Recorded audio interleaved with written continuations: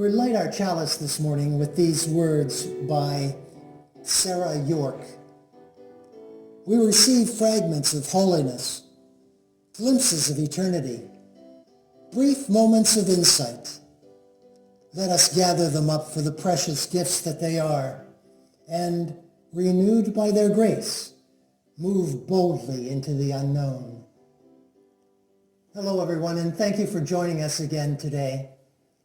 It is so good of you to join us. I'm so happy to be here. The author of the Harry Potter books, J.K. Rowling, writes, "You will never truly know the strength of yourself or your relationships until both have been tested by adversity." This past week, there was Earth Day and also the beginning of the holy month of Ramadan for Muslims. And so to our Muslim friends, Ramadan Kareem. As you probably know, Ramadan is a time of self-reflection and fasting. I know about fasting, as Baha'is as well fast from sunrise to sunset. They eat nothing and have no drink.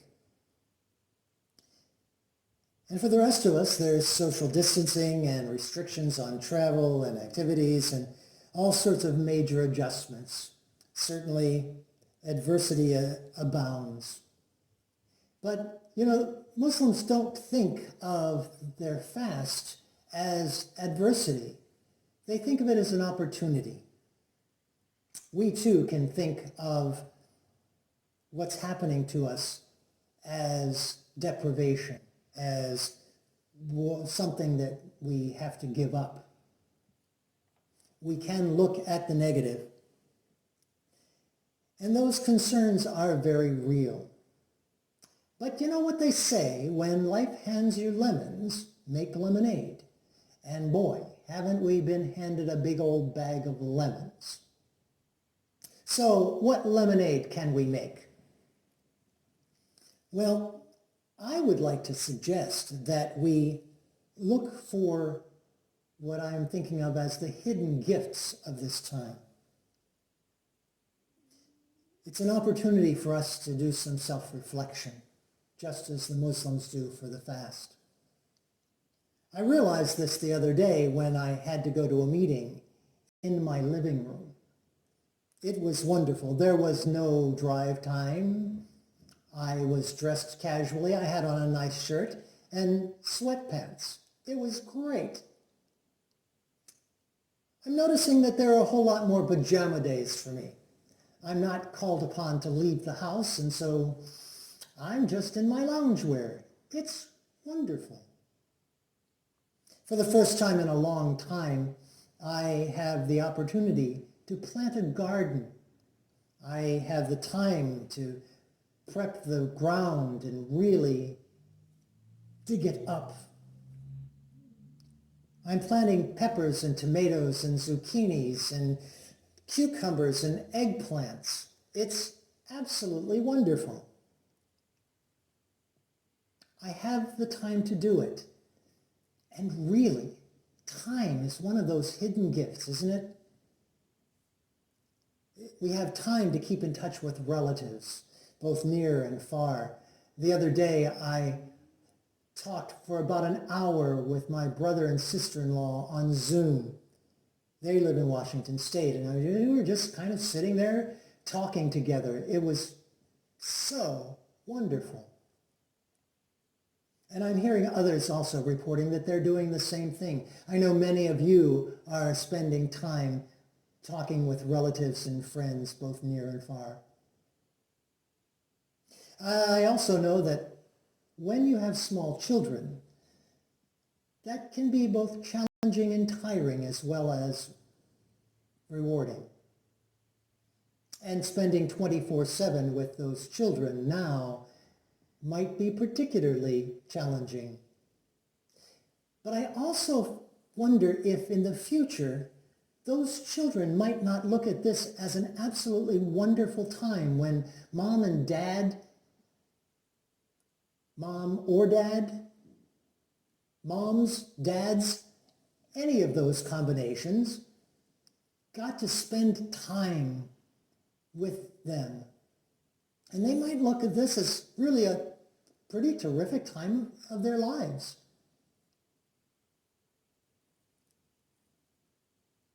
And we're learning new skills, aren't we?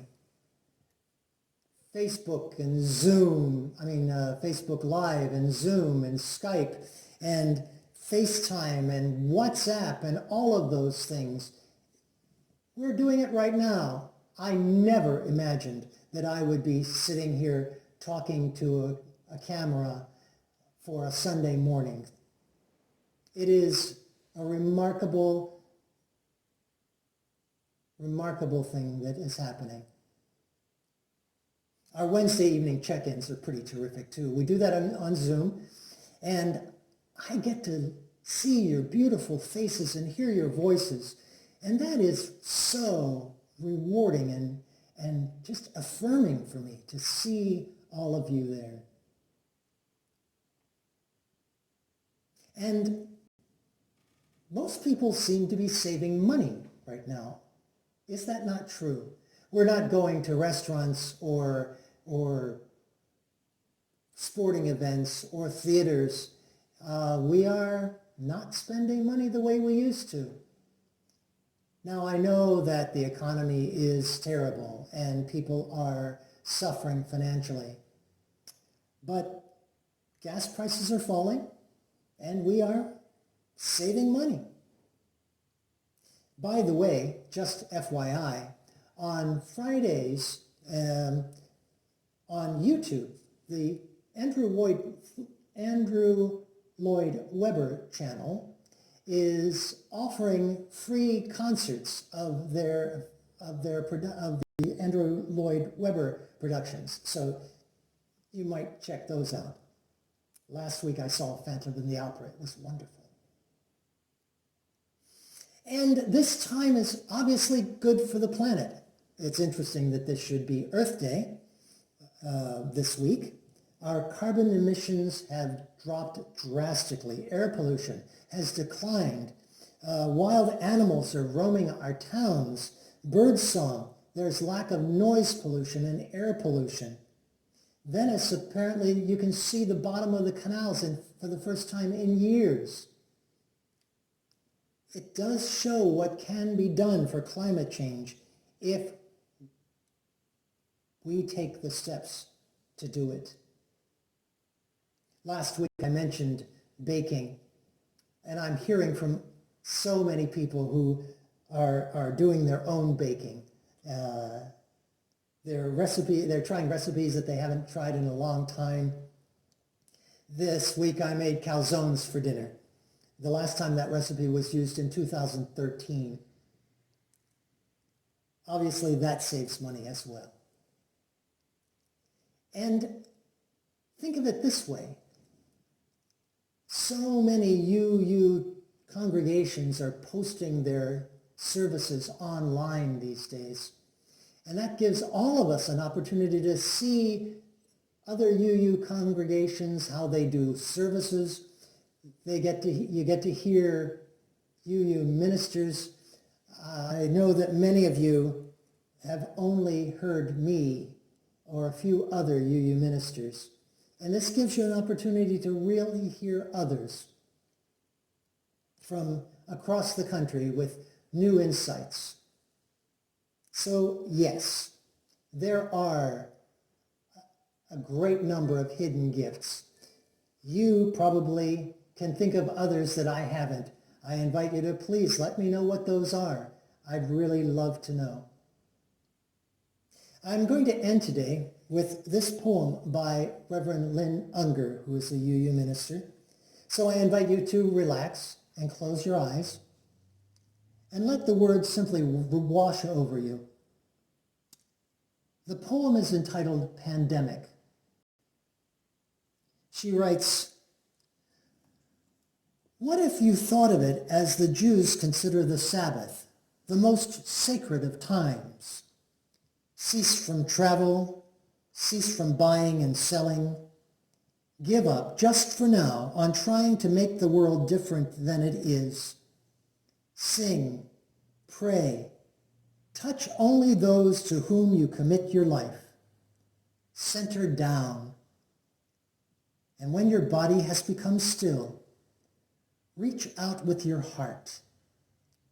Know that we are connected in ways that are terrifying and beautiful. You could hardly deny it now. Know that our lives are in one another's hands. Surely that has become clear. Do not reach out your hands, reach out your heart. Reach out your words. Reach out all the tendrils of compassion that move invisibly where we cannot touch. Promise this world your love, for better or for worse, in sickness and in health, so long as we all shall live. I wish you peace and blessings and safety, and don't forget to wear your masks. Thank you.